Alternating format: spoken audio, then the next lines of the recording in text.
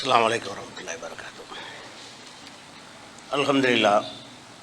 அல்ஹம்துலில்லாஹி நஹ்மதுஹு வ நஸ்தஈனுஹு வ நஸ்தக்ஃபிருஹு வ நஊது பில்லாஹி மின் ஷுரூரி அன்ஃபுஸினா வ மின் ஸய்யிஆத்தி அமாலினா மை யஹ்திஹில்லாஹு ஃபலா முதில்ல லஹு வ மை யுضللஹு ஃபலா ஹாதிய லஹு வ அஷ்ஹது அல்லா இலாஹா இல்லல்லாஹு வஹ்தஹு லா ஷரீக லஹு வ அஷ்ஹது அன்ன முஹம்மதன் அப்துஹு வ ரசூலுஹு அம்மா பஅத். கண்ணியத்திற்குரிய எல்லாம் வல்ல அல்லாஹு ஜல்லஷானஹு தஆலாவின் நல்லடியார்களே, ஆடை அணிவதில் பெருமை அடிக்கக்கூடாது. பெருமை இல்லாத வகையில் எந்த விதமான ஆடைகளையும் அணிந்து கொள்ளலாம் என்ற விவரங்களை சென்ற வாரம் நம்ம பார்த்தோம். இந்த பெருமை அடிக்கிற விஷயத்தை பொறுத்த வரைக்கும் ஆண்கள் பெரும்பாலும் ஆடையில் பெருமை அடிக்க மாட்டாங்க பெரும்பாலும். ஆனால் பெண்கள்கிட்ட இந்த பெருமை அடிக்கக்கூடிய தன்மை மிக அதிகமாக இருக்கிறது. தன்னிடத்தில் இருக்கக்கூடிய ஒரு ஆடையை போல் மற்ற ஆள்கிட்ட இருக்கக்கூடாது என்று பெண்கள் நினைக்கிறாங்க. அவங்களோட சுபாவமாக அப்படி அமைந்திருக்கிறது. ஒரு வித்தியாசமான ஒரு ஆடையை கடையில் வாங்கினாங்கன்னு சொன்னால் எங்கே வாங்கினீங்கன்னு சொல்ல மாட்டாங்க. ஏன்னுட்டு அது அவங்களும் வாங்கிட்டு என்ன செய்கிறது, இந்த ஆடை என்கிட்ட மட்டும்தான் இருக்கணும் அப்படிங்கிற மாதிரிலாம் ஒரு மனப்பான்மை. பெண்களுக்கு என்ன இருக்குன்னு கேட்டால், அந்த ஆடையில் இந்த ஆடை என்னிடத்தில் மட்டும்தான் இருக்கிறது. அப்படி ஆடையாக இருக்கட்டும், ஆபரணங்களாக இருக்கட்டும், எல்லாத்துலேயுமே இந்த ஆடை என்பதை வைத்து பகட்டு காட்டுவது, பெருமை அடித்தல் என்பது பெண்கள்கிட்ட தான் ஜாஸ்தியாக இருக்குது. அது நரகத்தில் கொண்டே தள்ளிருங்கிற அளவுக்கு ஒரு பெரிய குற்றம் அது. அல்லாஹ் பெருமை அடிப்பவர்களை விரும்பவே மாட்டான் என்ற லா யுஹிப்பு குல்ல முஹ்தாலின் ஃபஹூர், பெருமையும் கர்வமும் கொண்டவர்களை அல்லாஹ் நேசிக்க மாட்டான் என்றெல்லாம் அறிந்து வைத்திருக்கிறோம். இதெல்லாம் ஆண்களுக்கு உள்ளது மாதிரியே நம்ம கடந்து போயிட்டுருக்குறோம். ஆண்கள்கிட்ட இந்த மாதிரியான தன்மை ரொம்ப கம்மியாக இருக்குது. பெண்களை பொறுத்த வரைக்கும் இந்த பெருமைக்காக வேண்டி அவங்க என்ன செய்ய, எந்த அளவுக்கு பெருமையாக இருக்கிறாங்கன்னு கேட்டால், ஒரு நாளைக்கு அணிந்த ஒரு ஆடையை அடுத்த நாளைக்கு அணிகிறதில்லை. எங்களுடைய பீரோல் முழுவதும் 365 சேலை வச்சுருக்கிறேன், ஒரு நாளைக்கு ஒன்று அப்படின்லாம் அதை பெருமை அடிக்கக்கூடிய ஒரு ஆடை தேவைக்கு உள்ளது தானே. அப்படி இல்லாமல் என்ன செய்கிறாங்கன்னு கேட்டால், அந்த ஆடை நேற்று அணிந்த ஆடையை மறுபடியும் அணிகிறது இல்லை, பெருமை போயிடுமா.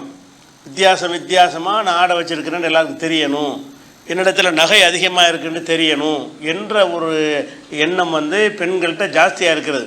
ஆனால் முஸ்லீம் பெண்கள்கிட்ட ரொம்ப கம்மியாக இருந்தால் கூட பொதுவாக பெண்கள்கிட்ட இந்த தன்மை இருக்கிறது. சில முஸ்லீம்கள்ட்டும் இருக்கிறது. அப்போ அவங்க அணிந்தது போன்ற ஆடையை மற்றவர்களுக்கு சொல்ல மாட்டார்கள், எங்கே வாங்கணுன்னு கூட சொல்ல மாட்டார்கள். ஒரு நல்ல டெய்லர் கடையில் ஒரு தச்சு கொடுத்தாங்கன்னு வைங்க, எங்கே தச்சேன்னு கேட்டால் சொல்ல மாட்டாங்க பெண்கள் மத்தியில்.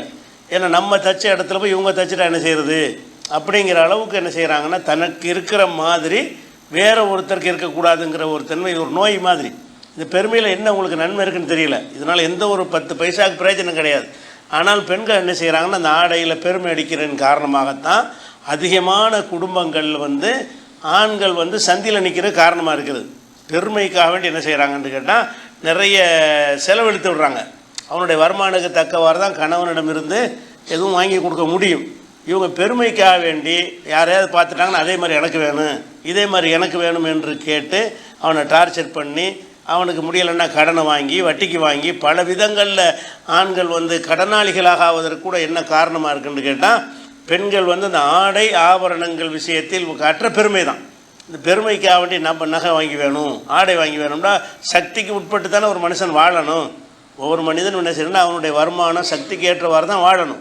இவனும் என்ன செய்கிறான்னா, அது அறிவுரை சொல்கிறதுக்கு பதிலாக கடனை வாங்கிய சக்தி இருந்தால் மனைவிக்கு என்னென்ன வாங்கி கொடுக்கலாம். இவனும் என்ன செய்கிறான்னு கேட்டால், மனைவி கேட்டாங்களுக்காக வேண்டி கடனை வாங்கி அதை வாங்கி இதை வாங்கி வட்டிக்கெல்லாம் வாங்கி எல்லாம் செஞ்சு கடைசியில் கட்ட முடியாத ஒரு நிலைமை, சிரமம், நிம்மதியற்ற ஒரு நிலை. 2 பேரும் சேர்ந்துக்கிட்டு நிம்மதி இல்லாமல் போயிடுவாங்க. தற்கொலை வரைக்கும்லாம் போயிடுறாங்க. நிறைய பேரை பார்க்குறோம். அந்த கடன் எல்லை மீறின கடன். இந்த எல்லை மீறின கடனுக்கு பிரதானமான காரணம் என்னென்னு கேட்டால், பெண்களுடைய அந்த பகட்டு வாழ்க்கை தான். பகட்டை விரும்பக்கூடாது. நீங்கள் என்ன பகட்டு விரும்பினாலும் கணவனுக்கு மத்தியில் நீங்கள் அலங்காரமாக இருக்கிறதுக்கு தான் உங்களுக்கு அனுமதி இருக்கிறது. நீங்கள் இந்த ஆடை அணிந்து ஊர் உலகத்துக்கு காட்டுறீங்க. ஒருத்தன் பார்த்து நல்ல ஆடைன்னு சொல்கிறேன், உங்களுக்கு என்ன அதில் பெருமை இருக்கிறது? ஒன்றும் கிடையாது.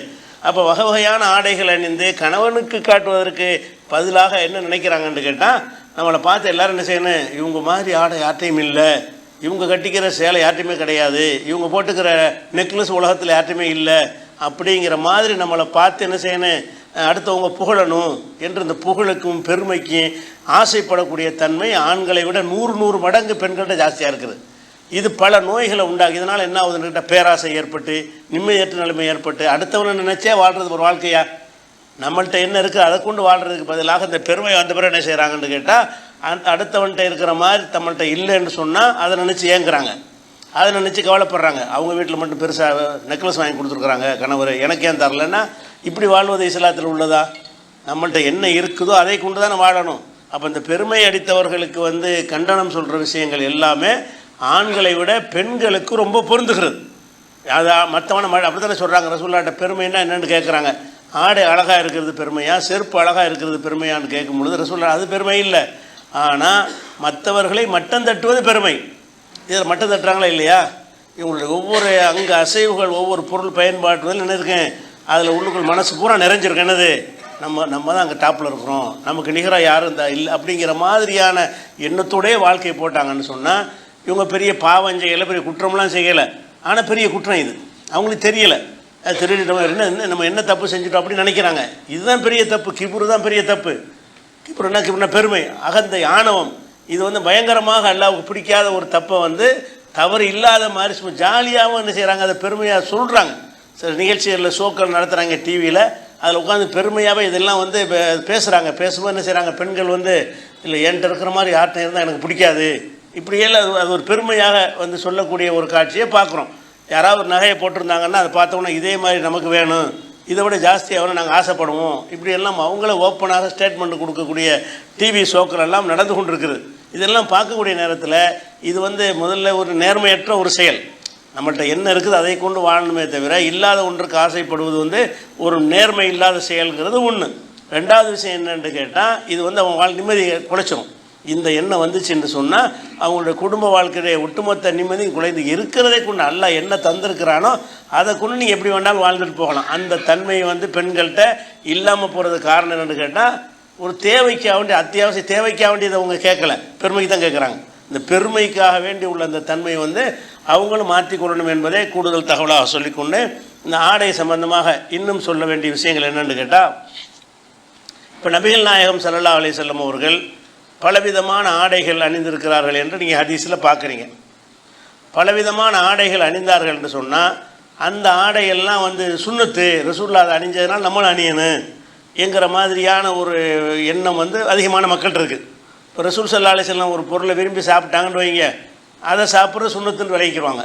ரசூலுல்லாஹ் சுரக்காய் விரும்பி சாப்பிடுவாங்க, உடனே அந்த ஹதீஸை பார்த்தோன்னே சுரக்காய் சாப்பிடுவது சுன்னத்து, நம்மளும் அதை சாப்பிடணும், இப்படி புரிந்து கொள்ளக்கூடிய ஒரு தன்மை அதிகமான மக்கள்கிட்ட இருக்க. ஆடையாக இருந்தாலும் சரி, அணிகலன்களாக இருந்தாலும் சரி, பயன்படுத்தின பொருளாக ரசூலுல்லாஹ் வெள்ளி மோதிரம் போட்டாங்கன்னா வெள்ளி மோதிரம் போடுறது சுன்னத்து, இப்படி சொல்லக்கூடியவர்கள் சமுதாயத்தில் அதிகமாக இருக்கிறார்கள். அதனால் இப்போ ரசூல் ஸல்லல்லாஹு அலைஹி வஸல்லம் தலப்பா கட்டினாங்கன்னு வருது. தலப்பா கட்டின சுன்னத்து மார்க் அறிஞர் செய்கிறாங்க. ரசூலுல்லாஹ் தலப்பா கட்டி இப்போ கட்டியிருக்கல, ஆனால் தலைப்பாயை கட்டியிருக்கிறார்கள். தலப்பா கட்டின அதிசை வச்சு என்ன செய்வாங்க, தலப்பாயை கட்டுவது சுன்னத்து, அது மார்க்கத்தில் ஒரு நன்மை கிடைக்கும், அப்படியெல்லாம் விளங்கி இருக்கக்கூடிய ஒரு காட்சியை பார்க்குறோம். அதனால் இதுக்கு ஒரு பொதுவான ஒரு இஸ்லாத்தில் ஒரு விதி இருக்குது. அந்த விதியை நீங்கள் தெளிவாக விளங்கிட்டீங்கன்னு சொன்னால் இதெல்லாம் எப்படி புரிஞ்சிக்கிறதுங்கிற ஒரு எளிதாயிரும். என்ன விதி என்று கேட்டால், நபிகள் நாயகம் ஸல்லல்லாஹு அலைஹி வஸல்லம் அவங்களுடைய செயல்களை ரெண்டு வகையாக இஸ்லாம் பிரிக்குது. நபி என்கிற முறையில் அவங்க செஞ்சது, நபின்னு இல்லாமல் மனிதராக அவங்க செஞ்சது. நபிங்கிற முறையில் செஞ்சதெல்லாம் வஹீயில் வரக்கூடியது, அல்லாஹ்ட்டிருந்து வஹி வழிகாட்டுதல் செஞ்சாங்கன்னு சொன்னால் அது நபி என்ற முறையில் செஞ்சார்கள் அர்த்தம். நபிங்கிற முறை இல்லாமல் ஊர் வழக்கப்படி சிலது செஞ்சுருப்பாங்க, அதை வித்தியாசப்படுத்தி நம்ம என்ன செய்யணும், அறிஞ்சிடணும். ஊர் வழக்கப்படி செஞ்ச எந்த ஒன்றும் மார்க்கத்தில் சேராது. இப்போ நபிகள் நாயகம் ஸல்லல்லாஹு அலைஹி வஸல்லம் வஹீயில் இப்போ தொழுகையெல்லாம் இதில் உள்ளது, வஹீயில் உள்ளது. அப்போ தொழுகையை செஞ்சாங்கன்னா அது அப்படியே நம்ம ஃபாலோ பண்ணணும். அவங்க ஒட்டகத்தில் ஏறி போனாங்க, அது வஹீயில் உள்ளதா? அது வஹி இல்லை. இறை தூதருங்கிற முறையில் ஒட்டகத்தில் போனாங்க இல்லை. ஏன்னா இறை தூதர் ஆகுறதுக்கு முன்னாடியும் போனாங்க, 40 வயசுக்கு முன்னாடி ஒட்டகத்தில் போயிருக்கிறாங்க. நபிகள் நாயகம் ஸல்லல்லாஹு அலைஹி வஸல்லம் மட்டும் போல் எதிரிகள் தான் போனான். அது அந்த ஊர் வழக்கம்ங்கிறத எப்படி பிரித்து பார்க்கணும், இவங்க நபியானதுக்கு பிறகு தான் இதை செஞ்சாங்களா, அதுக்கு முந்தையும் செஞ்சாங்களா, இவங்க செஞ்ச மாதிரி வேறு மக்களும் செஞ்சாங்களா, இவங்க மட்டும் தான் செஞ்சாங்களா, இதை வச்சு நம்ம என்ன விளங்கிக்கலான்னு கேட்டால் இது நபிங்கிற முறையில் செஞ்சது இல்லை. அவங்க நபியை ஆவாட்டாலும் ஒட்டகத்தில் தானே போயிருப்பாங்க, நபியை நியமிக்கப்படலைன்னு வைங்க, கோதுமை ரொட்டி தான் சாப்பிடுவாங்க. ஏன், அதான் அங்கே கிடைக்கும். அந்த ஊரில் என்ன வழக்கமோ கோதுமை ரொட்டி ரசூலுல்லாஹ் சாப்பிட்டுருக்கிறார்கள், அதனால் கோதுமை ரொட்டி சாப்பிட்ற சுன்னத்து சொல்லக்கூடாது. கோதுமை ரொட்டி சாப்பிட்ற காரணம் அதான் அங்கே கிடைச்சதுனால. இப்போ நம்ம காலத்தில் இங்கே இருந்தால் பிரியாணி கூட சாப்பிட்ருப்பாங்க. நம்ம இருக்கிற பகுதியில் அவங்க இருந்தாங்கன்னு சொன்னால் நம்ம சாப்பிட்ற உணவை அவங்க சாப்பிட்ருப்பாங்க. அப்போ உணவு சாப்பிடுவதை வகையில் இதை சாப்பிடுங்க, இது நல்லது என்று அல்லாஹ் சொல்லி அவங்க செஞ்சாங்கன்றா தான் அது மார்க்கமாகும்.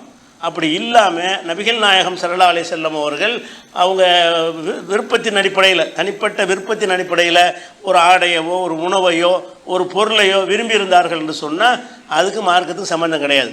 அது அனுமதிக்கப்பட்டது என்கிற அளவில் மட்டும்தான் அது வருமே தவிர அதை சுன்னத்து என்று சொல்வதோ அதனால் நன்மை கிடைக்கும் என்று சொல்வதோ இஸ்லாத்தில் கிடையாது. இதை விளங்கி கொள்வதாக இருந்தால் இந்த அடிப்படையை நீங்கள் ஆழமாக வச்சுக்கிட்டா தான் ஏமாற்ற முடியாது. ரசூலுல்லாஹ் தலப்பா கட்டினாங்கன்னு வச்சுருக்கோம், தலப்பா சுன்னத்துன்னு கட்டினாங்களா, ஊர் வழக்கத்தில் கட்டினாங்களா? காஃபிர்லாம் கட்டினாங்க. உதாரணம் தலப்பா அன்றைய காஃபிர்களும் தலப்பா முக்கியமான நிகழ்ச்சிகள் வரும்போது முக்கியமான பெரும்பவர்கள் தலப்பா கட்டிகிட்டு இருப்பாங்க. அப்போ தலப்பா கட்டுவது அந்த ஊருடைய வழக்கத்தில் உள்ளது தானே தவிர அது மார்க்கத்தில் உள்ளது கிடையாது. ஏன்னு கேட்டால் நபி அவருக்கு முந்தியும் கட்டினாங்க, நபிகள் நாயகத்துடைய எதிரிகளும் கட்டினாங்க. நபி அவருக்கு முன்னாடி தலப்பா கட்டியிருக்கிறாங்க, எதிரிகளும் கட்டியிருக்கிறார்களே. அப்போ என்ன வஹியில் சொன்னதல்ல இது. அப்போ இப்படி இந்த வஹி அல்ல என்று ரெண்டாக பிரித்து பார்க்காத காரணத்தினால்தான் இந்த எதை எடுத்தாலும் சுன்னத்து என்று சொல்லி என்ன செய்கிறாங்க, குழம்பி கொண்டிருக்கிறார்கள். இது நபிக்கு மாத்திரம் இல்லைங்க, ஒவ்வொரு மனுஷனுக்குமே இந்த மாதிரியான ரெண்டு நிலை இருக்கத்தானே செய்யுது. அவன் ஒரு பொறுப்பில் இருப்பான், இந்த பொறுப்பில் உள்ளங்கிற ஒரு காரணத்துக்காக வேண்டி சில காரியத்தை செய்வான், பர்சனலாக சில காரியத்தை செய்வான். நம்ம அதை பிரித்து என்ன செய்வோம், ஒரு முதலமைச்சர் இருக்காருன்னு வைங்க, முதலமைச்சர் பொண்டாட்டி பிள்ளைலாம் கூட்டிகிட்டு ஊட்டிக்கு போகிறார், டூர் போகிறாருன்னு வைங்க, இது முதலமைச்சருக்கு முறையில் போனார், அவர் முதலமைச்சர் தான்.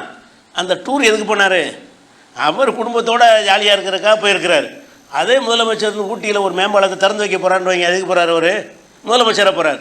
ஊட்டிக்கு ஒரு முதலமைச்சர் போகிறாரு, ஒரு தடவை போகிறாரு, பாலத்தை திறந்து வைக்க போகிறாரு. அப்போ பர்சனலாக போடுது, அரசாங்கத்தின் சார்பாக கட்டப்பட்ட ஒரு பாலத்தை முதல்வர் திறந்து வைக்கணும் என்பதற்காக வேண்டி போய் திறக்கிறார். அப்போ அடுத்த வாரம் ஊட்டிக்கு போகிறார், பொண்டாட்டிலாம் கூட்டிகிட்டு போய் ஊட்டியை சுற்றி பார்த்துட்டு வருவோமேன்னு போகிறார். ரெண்டுமே ஒரே பிரயாணம் தான். ஆனால் ஒன்று தான் முதல்வர் என்று செஞ்சது, இன்னொன்று மனிதர் என்ற முறையில் செஞ்சது. அந்த முதல்வராக இல்லாட்டாலும் அவர் செய்வார், அவருக்கு ஆசைப்பட்டார் என்ன செய்வார், முதல்வருங்கிற அந்தஸ்து இருக்க வேண்டிய அவசியம் கிடையாது. அப்போ நான் எந்த ஒரு மனிதனுக்கு, முதல்வருக்கு மட்டும் இல்லை, எங்களுக்கு உங்களுக்கு எல்லாத்துக்குமே இருக்குது. தனிப்பட்ட ஒரு மனிதன்கிற முறையில் செய்ய வேண்டியது, ஒரு பொறுப்பில் இருக்கிறோம்ல அந்த பொறுப்புக்காக செய்ய வேண்டியது சிலது இருக்கும். அப்போ ஒரு பிரதமர் கையெழுத்து போட்டார்னு கடிதம் எழுதுறாருன்னு வைங்க, பிரதமர் அமெரிக்கா ஜனாதிபதி கடிதம் எழுதுறாரு, எந்த அடிப்படையில் எழுதுறாரு, பிரதமருங்கிற பொருள் எழுதுறாரு. அமெரிக்க ஜனாதிபதிக்கு இந்திய ஜனாதிபதி பிரதமர் கடிதம் எழுதுறான்னு சொன்னால் பிரதமர் என்கிற முறையில் ஒரு கோரிக்கை எடுத்து கடிதம் எழுதுறாரு. அதே பிரதமர் என்ன செய்கிறாருன்னா அவருடைய அண்ணனுக்கு ஒரு கடிதம் எழுதுறாரு, நல்லா இருக்கிறியாப்பா, சாப்பிட்டியா, அப்படி அண்ணனுக்கு கடிதம் எழுதுறாரு. இது என்ன பிரதமர் எழுதுனதா? அண்ணனுக்கு விசாரித்தல் என்பது இயல்பில் உள்ளது. அவர் பிரதமராக இருந்தாலும் எழுதுவார், இல்லாட்டாலும் எழுதுவார். அப்போ நம்ம ஒவ்வொரு மனிதனுக்கும் இந்த மாதிரி இருக்கிறது. ஆனால் மார்க்க விஷயத்தில் மட்டும் இந்த வித்தியாசம் விளங்காமல் இருக்கிறோம். நபிகள் நாயகம் ஸல்லல்லாஹு அலைஹி வஸல்லம் அல்லாஹ்வுடைய தூதர்னு சொன்னாலும் அவங்க செஞ்ச எல்லா மார்க்கும் கிடையாது, தூதர்ன்னு சொன்னது மட்டும்தான் மார்க்கம். எது தூதுத்துவம் என்ற அடிப்படையில் செஞ்சார்களோ அது மட்டும்தான் மார்க்கத்தில் வருமே தவிர அது இல்லாமல் அவங்க செஞ்ச எந்த ஒரு காரியமாக இருந்தாலும் சரி அது அந்த நாட்டு ஊர் வழக்கப்படி செஞ்சாங்க. அவங்க செஞ்ச மருத்துவத்தெல்லாம் எடுத்துங்க, ரசூலுல்லாஹ்வுடைய காலத்தில் பல விதமான மருத்துவங்கள் செஞ்சாங்க, அதெல்லாம் வகையில் செஞ்சாங்க. நபி வழி மருத்துவம்னு புத்தகம் போட்டுருக்குறாங்க, அது வைத்திய போட்டு நபி வழி மருத்துவம் செய்யப்படும். நபி என்ன டாக்டராக வந்தாங்க, மருத்துவம் சொல்லிக் கொடுக்குறக்கால அனுப்பி வச்சான். அவங்க மறுமையில் வெற்றி பெற வழியே சொல்ல வந்தாங்க. அந்த நேரத்தில் நோயினுடைய செஞ்சோன்னா அந்த ஊரில் என்ன வழக்கம் இருக்கிறதோ அந்த மருந்தை செய்வாங்க. அந்த ஊரில் எந்த நோய்க்கு எந்த மருந்தை மக்கள் பயன்படுத்துகிறாங்களோ அந்த மருந்து அவங்களும் பயன்படுத்துவாங்க. உடனே இது நபி வழி மருத்துவம் அப்படின்னு இந்த காலத்தில் இருந்தால் ஆப்ரேஷன் பண்ணுவாங்க, அந்த காலத்தில் இருந்தால் என்ன செய்வாங்க, லேயத்தை சாப்பிடுவாங்க. அவங்க வாழ்கிற காலத்துக்கு தக்கவாறு இந்த மருத்துவத்தை செய்வாங்க. அப்போ இந்த மாதிரி நபிகள் நாயகம் செஞ்ச மருத்துவம், அவங்க சாப்பிட்ட உடை, உணவு, அந்த மாதிரியான அவங்க பயன்படுத்திய பொருட்கள், இதுகளெல்லாம் என்ன செய்கிறாங்க, மார்க்கத்தோடு முடிச்சு போடுறாங்க. அவர் நபியாருக்கு முன்னாடி தான் செய்யத்தானே செஞ்சாங்க. இவங்க செஞ்ச வைத்தியத்தை காஃபிரும் செஞ்சாங்க. நபிகள் நாயகம் ஸல்லல்லாஹு அலைஹி வஸல்லம் அவர்கள் எந்த வைத்தியத்தை செஞ்சாங்களோ அதே வைத்தியத்தை அன்றைக்கு உள்ள காஃபிரும் செஞ்சாங்க. நம்ம கிராமத்தில் நாட்டு வைத்தியம் பண்ணுவோமா இல்லையா, முஸ்லீம் இந்துண்டா பண்ணுறோம், எல்லோரும் பண்ணுவாங்க. ஒரு வைத்தியம்னா இந்த தலைவலி இதை போடுங்க, வைத்தவன் இதை குடிங்கன்னு சொல்லுவாங்க. அப்போ இதை கேட்டு என்ன செய்வாங்கன்னா முஸ்லீம் செய்வான், இந்துவும் செய்வான், யார் வேணாலும் செய்வார்கள். அப்போ இது நபிகள் நாயகம் ஸல்லல்லாஹு அலைஹி வஸல்லம் செஞ்சார்கள் வந்த உடனே வஹியில் போய் என்ன செய்யக்கூடாது, கணக்கு பண்ணிடக்கூடாது. இதில் ரசூல் ஸல்லல்லாஹு அலைஹி வஸல்லம் நமக்கு தெளிவாக அதை விளக்கவும் செய்கிறாங்க. எப்படி விளக்குறாங்கன்னு கேட்டால், மதீனாவுக்கு வர்றாங்க, ரசூல் ஸல்லல்லாஹு அலைஹி வஸல்லம் ஹிஜ்ரத் பண்ணி மதீனாவுக்கு வர்றாங்க. மதீனாவில் பெரும்பாலும் பேரிச்ச மரத்தில் வச்சு விவசாயம் பண்ணக்கூடியவர்கள். மக்காவில் உள்ளவங்கள்லாம் வியாபாரிகள். மக்காவில் இருக்கிறவங்களாம் என்ன செய்வாங்கன்னா வியாபார சந்தைக்கு சாமான் வாங்கிட்டு போகிறது, கொண்டாந்து விற்கிறது, அந்த மாதிரியான வியாபாரத்தில் ஈடுபட்டவர்கள் மக்காவில் உள்ளவங்கனால அவங்க அந்த விவசாயத்தில் அதிகமாக அவங்க ஈடுபாடு இல்லாதவங்களாம் மக்காவாசிகள் இருந்தாங்க. மதீனாவாசிகளுடைய முழுக்க முழுக்க வருமானம் என்னன்னு கேட்டால் பேரிச்சம் பழங்களை வந்து உற்பத்தி பண்ணுறது தான். பேரிச்சை திராட்சை தோட்டம் வச்சுருப்பாங்க, அதுலேருந்து உற்பத்தி ஆகி அறுவடை செஞ்சு அதை வச்சு வாழ்வாதாரத்தை ஓட்டிகிட்டு இருந்தாங்க. இது மதீனாவாசிகளுடைய ஒரு பழக்கம்.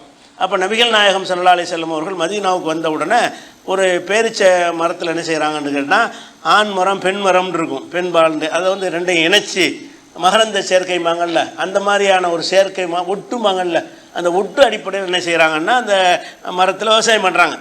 அந்த ஒட்டு மூலமாக என்ன செய்யணும்னு கேட்டால் வித்தியாசமான பலன்கள் நமக்கு கிடைக்கும். ஒரு புளிக்கிற மரத்தையும் இனிக்கிற மரத்தையும் சேர்த்து கட் பண்ணி ஜாயின் பண்ணாங்கன்னு வைங்களேன், ரெண்டுக்கு மத்தியில் உள்ள ஒரு சுவையில் அந்த கனி வரும். புளிப்புலையும் சேராது இனிப்புலையும் சேராது, ஒரு இன்புளிப்பாக கிடைக்கும். இப்படி வந்து அந்த மாதிரி கிராஸ் பண்ணி செய்யக்கூடிய ஒரு தன்மை வந்து அந்த காலத்தில் அந்த மக்கள் செய்கிறாங்க. ரசூல் அதை பார்க்குறாங்க, என்னப்பா என்ன செஞ்சுட்டு இருக்கிறீங்க? அவங்க பார்க்குறாங்க, வியப்பாக இருக்கிறது. அவங்க ஊரில் அதை பார்க்கல. அவங்க ஊர் மக்கள் இந்த மாதிரி விவசாயம் பண்ணி பார்க்காத காரணத்தினால இது என்ன மரத்துக்கு போய்கிட்டு ஆண் மரம் பெண் மரம்னு விட்டு என்ன செஞ்சிட்ருக்குறாங்கன்னு சொல்லி இது என்னப்பான்னு கேட்குறாங்க. இது சொல்கிறாங்க, இது நாங்கள் விவசாயத்துக்கு செய்கிறோம், இது நல்லா தெரியல விட்டுருங்க அப்படிங்கிறாங்க. இது என்னத்துக்கு இதை போட்டு செய்கிறீன்னு சொன்ன உடனே மக்கள் விட்டுடுறாங்க. அந்த அந்த வேலையை விட்டுட்டு சும்மா இயல்பாக முளைக்கிறபடி முளைக்கட்டும், விளையிறபடி விளையட்டும்னு விட்டுட்டாங்க. விட்டால் அது மகசூல் வரக்கூடிய உற்பத்தி வரக்கூடிய காலத்தில் பார்த்தா உற்பத்தி குறைஞ்சி போச்சு. மகசூல் நிறைய என்ன செய்யலை, உற்பத்தி ஆகலை. எப்பவும் கிடைக்கிறத விட கம்மியாக தான் பேரிச்சம்பழம் உற்பத்தி ஆகுது. ஏன்னா அந்த மெத்தடை தவற விட்டதுனால, விவசாயத்துடைய அந்த மெத்தடை தவற விட்டதுனால அது மகசூல் வந்து ரொம்ப கம்மியாக போச்சு. அப்போ ரசூல் என்ன செய்கிறாங்கன்னா பிறகு ஒருக்கா வர்றாங்க, அந்த தோட்டத்தின் பக்கம் வர்றாங்க, தோப்புகளின் பக்கம் வர்றாங்க. கேட்குறாங்க, என்னங்க பேரிச்சு இப்படி கிடக்குது, நிறைய பேர் கொப்பும் குலையுமா காய்ச்சி கிடக்குமே, இந்த மாதிரி கம்மியாக கிடக்குது, உற்பத்தி இது குறைவாயிடுச்சுன்னு ரசூல் என்ன செய்கிறாங்க கேட்குறாங்க. மாலி நகலிக்கும், எதுக்காக வேண்டிய உங்களுடைய பேரிச்சம்பழம் இந்த மாதிரி ஆயிடுச்சு அப்படின்னு சொல்கிறாங்க. அப்போ என்ன செய்கிறாங்கன்னா மக்கள் என்ன செய்கிறாங்கன்னா, நீங்கள் தானங்க சொன்னீங்க நாங்கள் ஒரு மெத்தடில் விவசாயம் பண்ணிகிட்டு இருந்தோம், அது வேணான்ட்டீங்க, நாங்கள் விட்டுட்டோம், இப்போ அதனுடைய விளைவு இதாகிடுச்சின்னு சொல்லி அவங்க பதில் சொல்கிறாங்க. அப்போ ரசூல் என்ன செய்கிறாங்கன்னு கேட்டால், இன்கான என்பாகும் தாலிக்க ஃபுல் எசனோ, இல்லை நீங்கள் இதை செய்கிறத செஞ்சுக்கிறங்க, நான் என்ன வகையில் சொன்னேன், என் பார்வைக்கு என்ன செய்யலை, நான் பார்க்காத ஒரு விஷயமா இருந்துச்சு, இதெல்லாம் என்னத்துக்கு செய்கிறேன்னு நான் கேட்டேன்.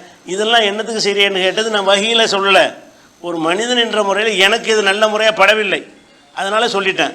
இன்னமா லனத்து லன்னா, நான் சும்மா ஒரு அபிப்பிராயமாக தானே சொன்னேன். ஃபலா துவாஹிதுனி பில் லன்னி, அபிப்பிராயமாக சொன்னதெல்லாம் எடுத்துக்கிட்டு என்கிட்ட வந்து கேள்வி கேட்டுறாதீங்க, உங்களால் தான் ஏற்படுச்சு, நான் மார்க்கு கட்டளை அவங்களுக்கு போட்டேன், இந்த விவசாயத்தில் இப்படிலாம் பண்ணுறது நல்லா தெரியலேன்னு சொல்லியிருக்கிறாங்க. அவங்க பார்க்காத ஒரு விஷயத்தை அப்படி தான் நம்ம சொல்லுவோம். நம்ம பார்க்காத ஒரு விஷயம் நடந்துச்சுன்னு சொன்னால் இது தேவையற்ற விஷயம் நம்ம சொல்லுவோம். பார்த்து அறிந்த விஷயமா இருந்தால் அதை அக்செப்ட் பண்ணிட்டு போயிடுவோம். அப்போ ரசூல் ஸல்லல்லாஹு அலைஹி வஸல்லம் ஒரு பார்க்காத ஒரு விவசாயம் இது, இந்த விவசாய முறையை மக்காவில் பார்க்கலை. பார்க்காத ஒரு விஷயம் நடந்தோன்னு என்ன செய்கிறாங்கன்னா ஆச்சரியம் அடைந்து, இதெல்லாம் தேவையற்ற வேலை, என்னத்துக்கு இந்த வேலையை செஞ்சுட்டு இருக்கிறீங்க, அதுவாக முளைச்சிக்கிட்டு வந்துடும்னு அவங்க நினச்சிருக்கிறாங்க. தப்பாக நினச்சிருக்கிறாங்க.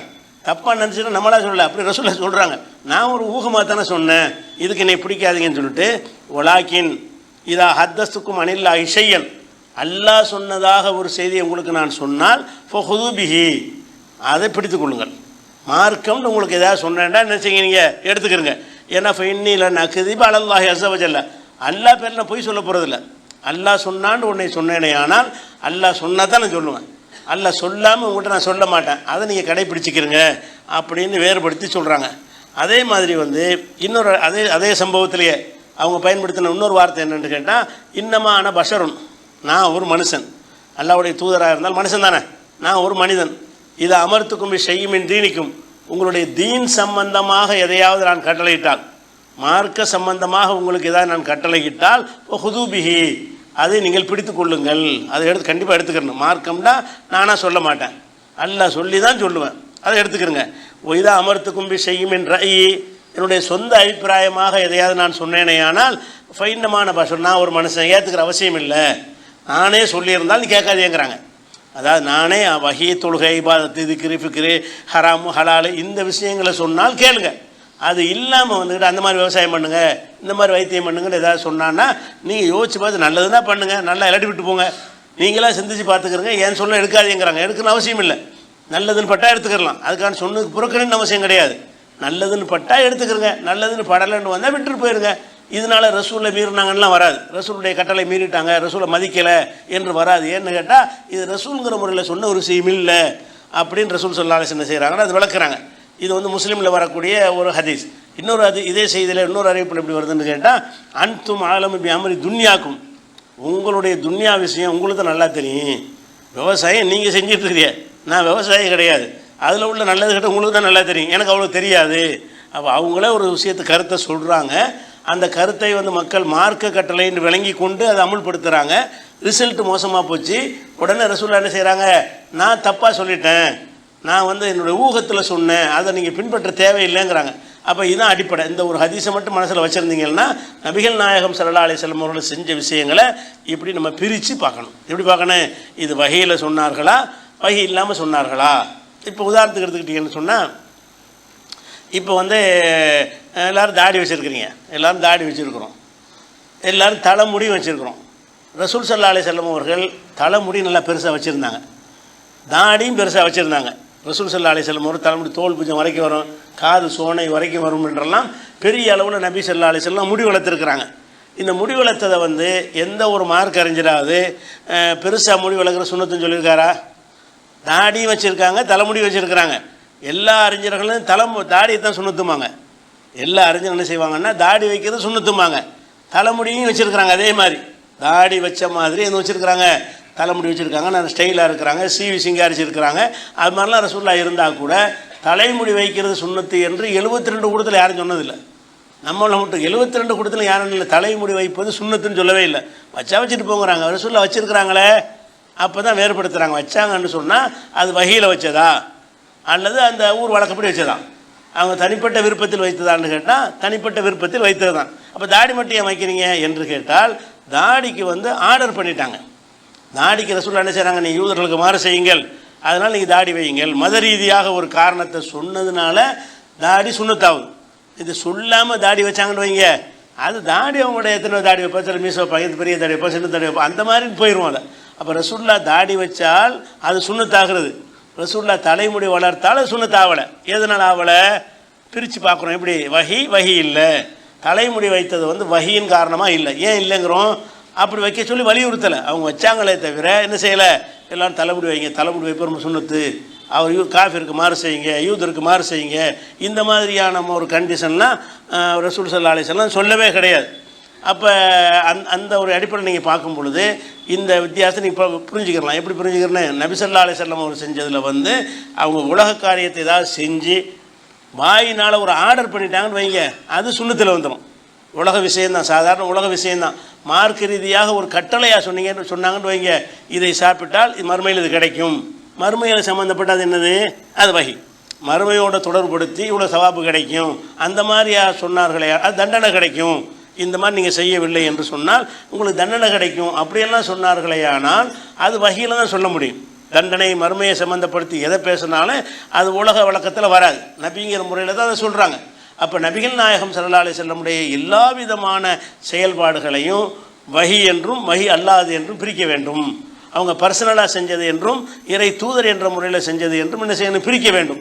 பர்சனலாக எதாவது செஞ்சிருந்தார்களே ஆனால் அதை பின்பற்ற தப்பு கிடையாது, கட்டாயம் கிடையாது. நீங்கள் ரசூலுல்லாஹ் பர்சனலாக செஞ்சதை நீங்கள் என்ன செய்யலாம், நீங்கள் என்ன செய்கிறதா செய்யலாம். அது சட்டமா, அது சுன்னத்தா, அது சிறப்பான சிறப்பு கிடையாது. சிறப்பு அதை விட சிறப்பு கூட அந்த காலத்தில் இல்லாத ஒரு சிறப்பு இந்த காலத்தில் வரலாம். அதை விட்டு அதை விட சிறந்தன்னு ரசூலுல்லாஹ் குடிசையில் வசித்தாங்க. நீங்கள் ஹதீஸ் படிச்சிருக்கிறீங்க. எந்த ஒரு மார்க்க பயான்லையாவது எல்லாம் குடிசையில் வசிங்கன்னாரா சொன்னாங்களா? குடிசையில் தான் வசிப்பது சுன்னத்து.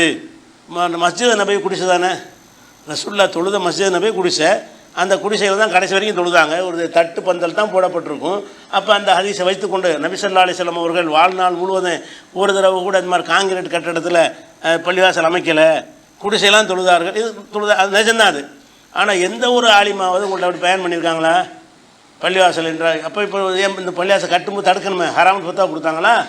பள்ளிவாசல் கட்டுவதாக இருந்தால் கட்டவெல்லாம் செய்யாதீங்க, ஒரு தட்டுப்பந்தலை போடுங்க, அதில் நீங்கள் பள்ளிவாசல் வச்சுக்கிறங்க, ரசூலுல்லாஹ் அப்படி தான் வச்சாங்கன்னு சொன்னீங்களா அல்லது வேறு அதுக்கு வந்து தேவைன்னு பண்ணுறீங்களா?